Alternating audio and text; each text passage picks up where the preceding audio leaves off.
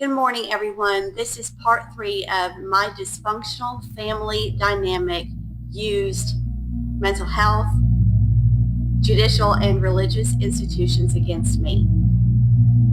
This morning, we will be unpacking religious institutions. After serving 21 years in the religious evangelical system, I was sexually assaulted by my pastor.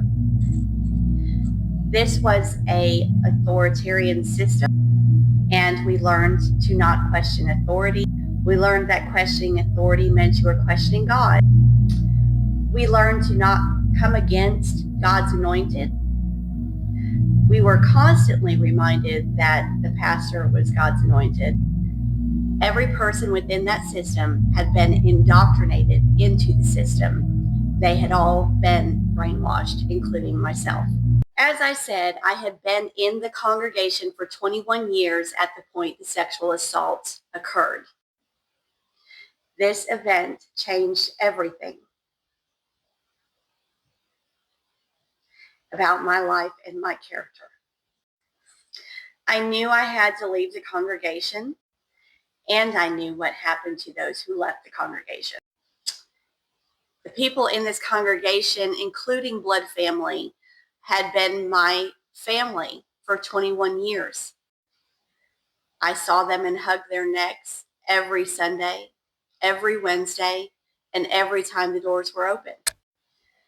We had personal contact information. We called each other on a regular basis. It was my intention to quietly leave the church. After leaving, my father came to me with concern about my soul. In this congregation, we were taught that our church was the church. Even though I had begun attending another church, it wasn't that church. And according to my father, this meant that I was leaving the will of God for my life. So when I minimally informed my father of what had happened, I was met with, "How dare you say that about the man of God who has been praying over your soul?" At the time, I managed 2 recovery houses for women.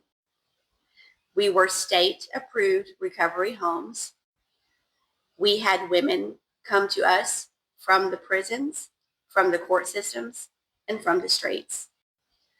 I was highly involved in the recovery community, and I managed a state-mandated color code class for those in recovery. My father took what I told him about the occurrence back to the pastor. The pastor informed him that he didn't know why I would say such a thing unless I was taking drugs with the girls in the recovery house.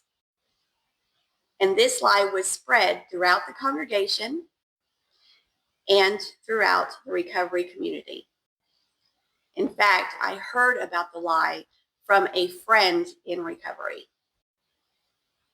The women coming into my houses began to dwindle greatly, and soon my recovery houses were closed. At the time, my children attended the church's private school. The pastor's wife came to me and informed me that because I was no longer a member of the congregation, that I would have to pay more money for my children to be in the school, as members received discounts and I was no longer a member.